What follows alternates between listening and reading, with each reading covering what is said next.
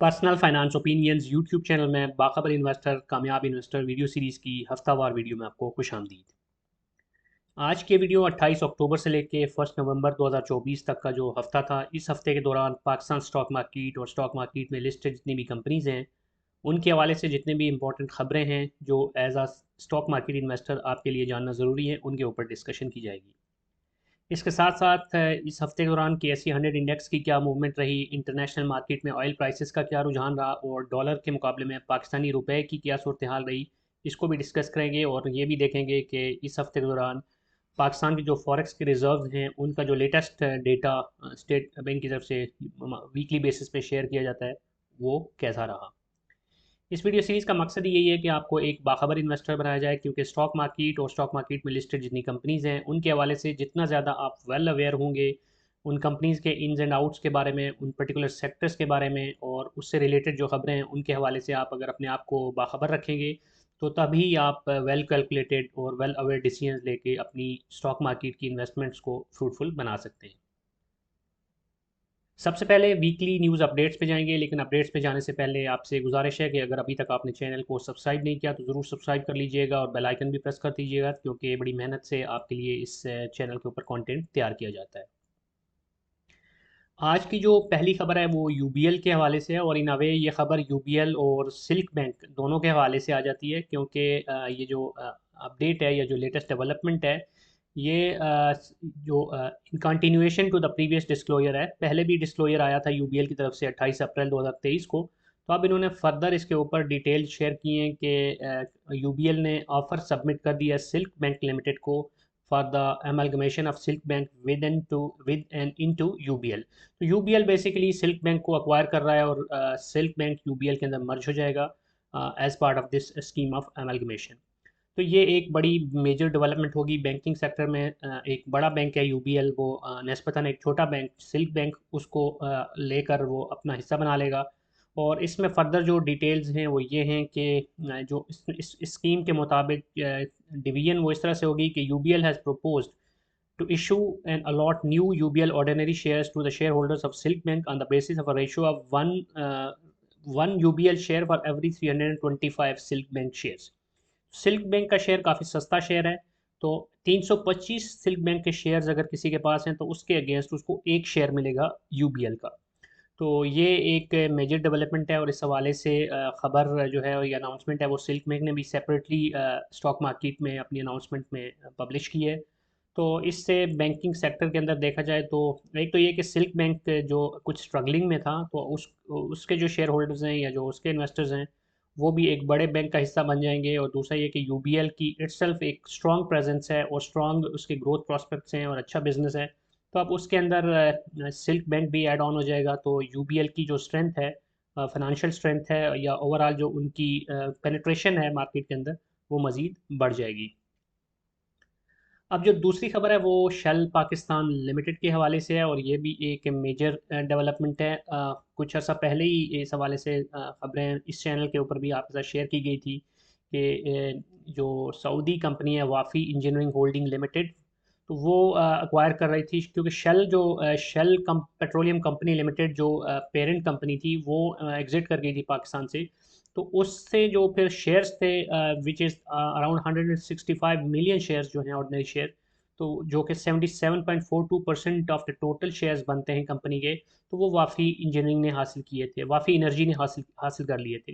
तो अब साथ साथ उन्होंने अब ये फर्दर उसके अंदर 22.16 मिलियन मज़ीद शेयर्स ले लिए हैं इसके, और इस तरह इनका जो टोटल अब बन गया है वो 87.78% शेयर्स लेकर इन्होंने टेक ओवर कर लिया है शेल पाकिस्तान को। तो अगर क्यूमुलेटिव बात की जाए तो 187.86 मिलियन शेयर जो है वो अब ऑनरशिप में चले गए हैं वाफ़ी एनर्जी होल्डिंग के। तो अब इसके साथ साथ इन्होंने ये किया है कि जो बोर्ड है उसको भी असर इन्हों तरतीब दिया है और नए लोगों को ऐड किया है उसमें, पुराने लोगों को हटाकर, क्योंकि अब मेजॉरिटी इनके पास आ गई है और होल्डिंग जो है अब वो वाफ़ी की है। और साथ साथ इन्होंने ये भी प्रोपोज़ किया है कि जो शेल पाकिस्तान लिमिटेड है उसका जो नाम है वो बदल कर अब वाफ़ी एनर्जी पाकिस्तान लिमिटेड रखा जाएगा। और स्टॉक मार्केट में जो इसका टिकर सिंबल है उसके लिए भी इन्होंने प्रपोज़ किया है कि शेल से चेंज करके इसको WEP यानी वाफ़ी एनर्जी पाकिस्तान कर दिया जाए।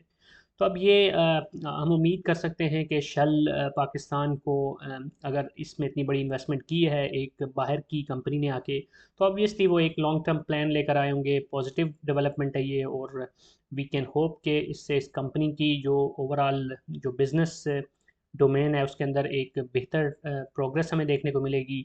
इसके जो शेयर होल्डर्स हैं उनको भी फ़ायदा होगा, और पाकिस्तान की इकानमी को भी इसका फ़ायदा होगा।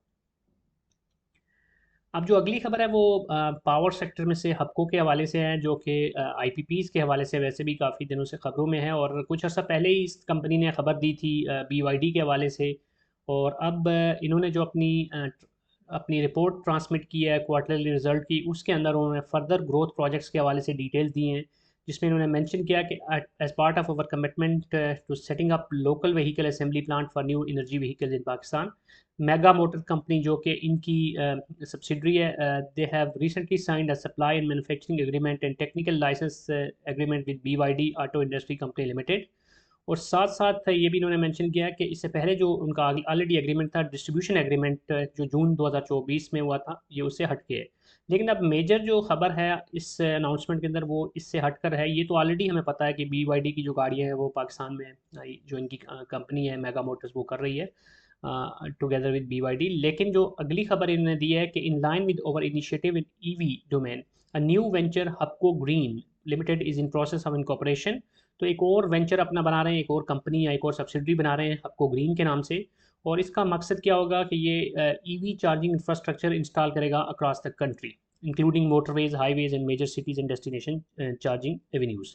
तो ये एक मेजर डेवलपमेंट है, क्योंकि अगर ईवीज़ पे जा रहे हैं तो ऑब्वियसली जो चार्जिंग के हवाले से डेवलपमेंट्स है वो भी ज़रूरी होंगी, इंफ्रास्ट्रक्चर की उसके हवाले से।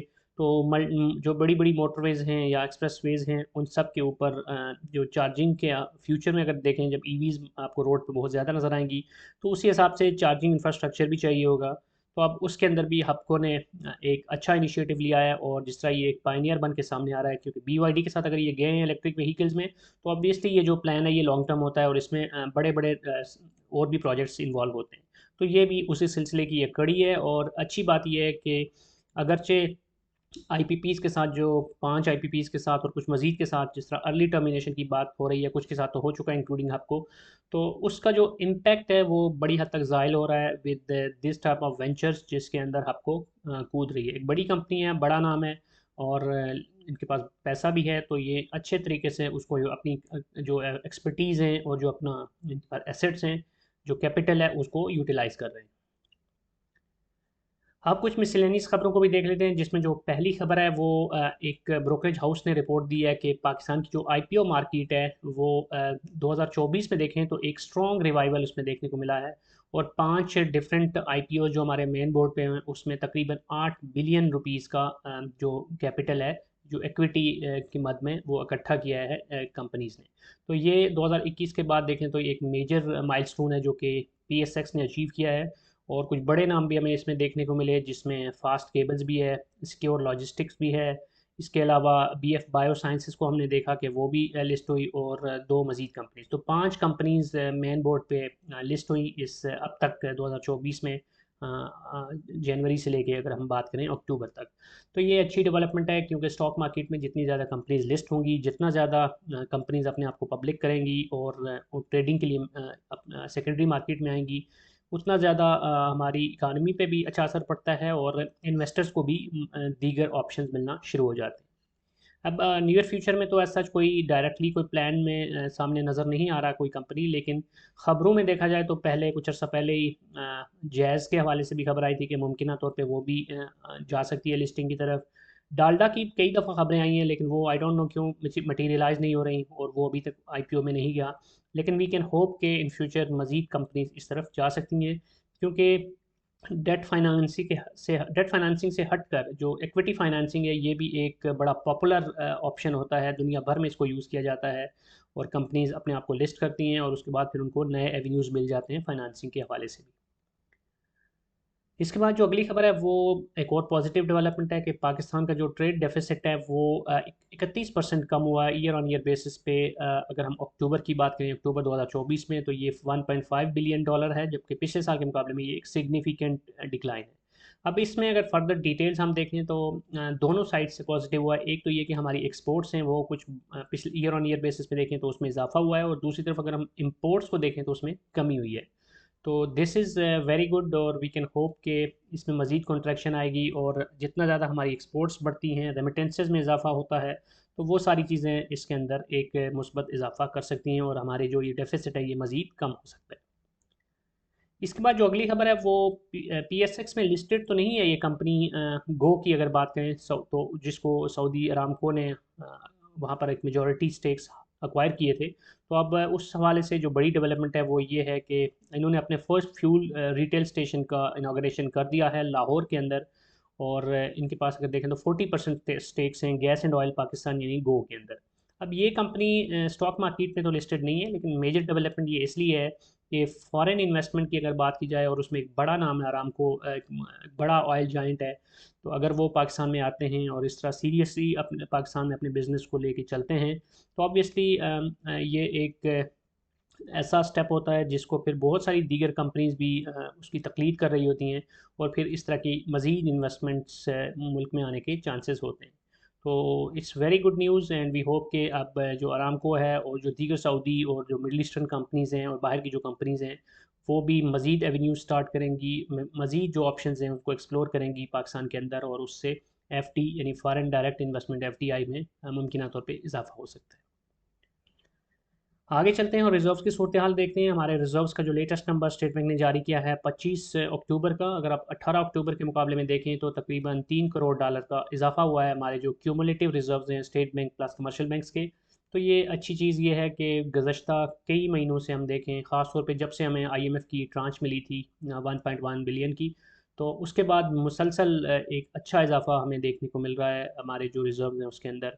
और जो हमारी लाइबिलिटीज़ हैं या जो हमारे डेट सर्विसिंग के हवाले से जो अपकमिंग हमें पेमेंट्स करनी है, उस हवाले से भी इस वक्त एज ऑफ नाउ अगर हम बात करें तो we are in a comfortable position.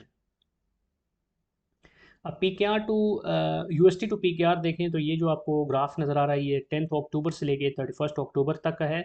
तो ये जो पर्टिकुलर वीक रहा है इसके अंदर अगर हम देखें तो पाँचों दिन रुपया कमज़ोर होता गया, और जो क्लोजिंग हुई है वो ₹277.85 पे हुई है, और जो 28 को था वो ₹277.68 था। जबकि लास्ट वीक की जो क्लोजिंग हुई थी वो ₹277.64 पे थी। तो अगरचे कोई बड़ा नंबर नहीं है, सिर्फ 20 पैसे का फ़र्क है, लेकिन स्टिल यूँ लगता है कि थोड़ा सा इस हफ्ते के दौरान पाकिस्तानी करेंसी को झटका ज़रूर लगा है। बहरहाल ओवरऑल देखा जाए तो we are still on a safer side. बहुत लंबे अरसे से 278 के आसपास ही डॉलर हवर अराउंड कर रहा है।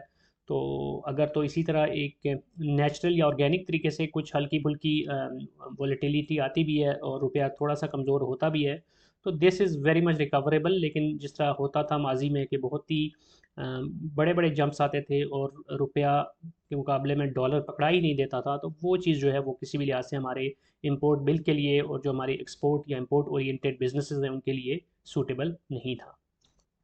अब एक नज़र हम डालते हैं इंटरनेशनल मार्केट में ब्रेंट क्रूड ऑयल की परफॉर्मेंस पे। तो इस हफ्ते के दौरान अगर आप देखें तो डॉलर सॉरी इंटरनेशनल मार्केट में जो ब्रेंट क्रूड है इसकी प्राइस में इजाफा हुआ है, और इस वक्त एज ऑफ नाउ ये $73.1 पे है पर बैरल। हालांकि ये कुछ दिन पहले की अगर बात करें तो ये लेस दैन 70 था।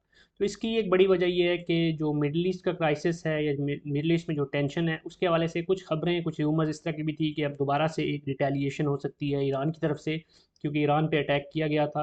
और वक्ती तौर पे तो उसके बाद एक चुप सी साथ दी गई थी दोनों अतराफ से, और हिजबुल्लाह के साथ भी जो सीज़ फायर है उसके हवाले से भी बातें थी। तो वो सारी चीज़ें पॉजिटिव थी, लेकिन अब दोबारा से कुछ खबरें इस तरह की आ रही हैं कि मुमकिन तौर पर ये एस्केलेशन फिर से बढ़ सकती है। तो इस वजह से ऑयल की प्राइसेस ने रिबाउंड किया है और ऑयल की प्राइसेस वापस ऊपर गई है। इम्पैक्ट इसका हमने ये भी देखा कि पाकिस्तान में भी जो अभी रिसेंटली प्राइसेस अनाउंस हुई हैं तो उसमें पेट्रोल और डीजल दोनों की कीमतें पाकिस्तान में भी बढ़ा दी गई हैं। बहरहाल अभी भी ये सारी चीज़ें ओवरऑल देखें तो still we are in a better position, क्योंकि एक वक्त था कुछ अर्सा पहले ही अगर हम बात करें तो $80 से भी ऊपर था पर बैरल। तो उस लिहाज से 73-75 का जो नंबर है ये स्टिल रीजनेबल नंबर है। लेकिन अगर कोई ज़्यादा मामला ख़राब होते हैं खुदा न खास्ता और प्राइसेस दोबारा से 80 प्लस चली जाती हैं तो फिर ज़्यादा हमारे लिए हमारी इकानमी के लिए चैलेंजिंग हो सकता है। इसके बाद अगर हम KSE 100 इंडेक्स की मूवमेंट देखें तो ये जो पूरा वीक रहा है इसके दौरान आप देख सकते हैं कि 5 में से जो 3 कैंडल्स हैं वो आपको रेड मिली हैं। इसका मतलब है कि मार्केट चूँकि ऑलरेडी ऑल टाइम हाई पे है और मुसलसल एक बियरिश ट्रेंड में नज़र आ रही थी, तो सॉरी एक बुलिश ट्रेंड में नज़र आ रही थी, तो अब उसके अंदर कुछ हद तक गुंजाइश तो रहती ही है कि वो करेक्शन हो और कुछ सेलिंग प्रेशर आए।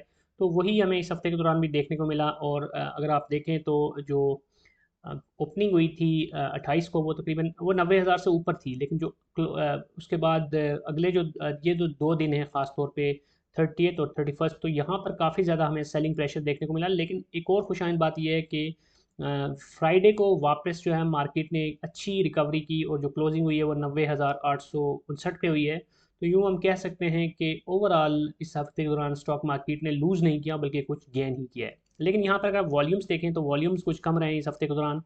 अब इसमें एक फैक्टर ये भी है कि चूँकि बहुत सारी कंपनीज़ के रिजल्ट्स की अनाउंसमेंट हो रही हैं, तो वो भी तकरीबन अब कंक्लूड होती जा रही हैं। बड़ी बड़ी कंपनीज़ ने अपने रिजल्ट्स ऑलरेडी अनाउंस कर दिए हैं। तो उस वक्त भी एक नेचुरल सी गेम गेमी हमें देखने को मिलती है डिविडेंड के हवाले से और पोटेंशियल इंट्रीज एंड एग्जिट के हवाले से, तो उसी हिसाब से ट्रेड का वॉल्यूम भी ज़्यादा होता है। लेकिन अभी जो अगला अगले 2 महीने होंगे इसके अंदर ज़्यादातर हमें चूँकि रिजल्ट्स अनाउंस हो चुके होंगे, तो रिजल्ट्स के पॉइंट ऑफ व्यू से कोई नया ट्रिगर नहीं होगा। लेकिन दूसरी तरफ अहम बात यह है कि ओवरऑल अगर हम देखें तो अभी भी मार्केट एक बुलिश ट्रेंड में है। एक लंबे अरसे से आप यहाँ पे देख सकते हैं कि जून में जो इंडेक्स था वो तकरीबन 72,000 के आसपास था, और उसके बाद ये मुसलसल बढ़ते बढ़ते अब 90,000 बल्कि 91,000 को भी इसने टच किया था। तो खुशाइन बात यह है कि स्टॉक मार्केट के अंदर अच्छी लिक्विडिटी आ रही है, पैसा आ रहा है, और बावजूद ये कि कुछ फॉरेन सेलिंग हमें देखने को मिली थी, लेकिन उसको अच्छे से अब्जॉर्ब किया था हमारे जो इंस्टीट्यूशनल बायर्स हैं उन्होंने भी, और रिटेल इन्वेस्टर हैं वो भी इसमें एक अच्छा इंटरेस्ट शो कर रहे हैं। दूसरी बात यह है कि अब फोर्थ को दोबारा से मॉनेटरी पॉलिसी की अनाउंसमेंट में कुछ मज़ीद बेसिस पॉइंट कमी मुतवक्के है हमारे जो मुल्क के अंदर इस वक्त प्रिवेलिंग इंटरेस्ट रेट है उसके अंदर।